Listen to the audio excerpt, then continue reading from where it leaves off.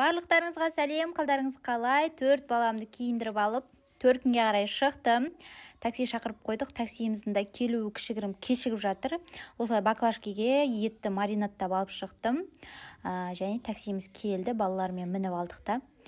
Сестрам үйіне бардым, балаларды тастап, өзім салонға қарай келдім. Кірпікпен қасқа салонға жазылып қойған ғой, сөйтсем адам көп очередте деген барып кірдім да, сөйтсем менің алдымда бір келіншек қасын істетіп жатыр екен.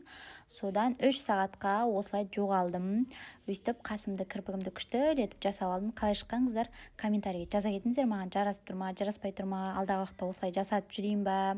Сөйтіп күйеуімнің алыш деген заттарын, бір-екі заттарын алып базардан балаларыма қарай бардым. Сөйтіп балаларды алып, сестрам барлығымыз 4 күнге келдік. Осылай атасы су дайындап қойыпты, балаларға суға шомылып, ойнап.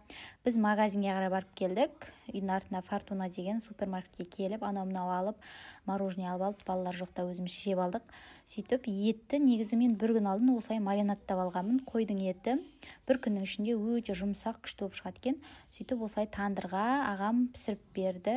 Өте дәмді болып шыққан ғой, жұп-жұмсақ, ауызда ерейтіндей болып ше қыздар.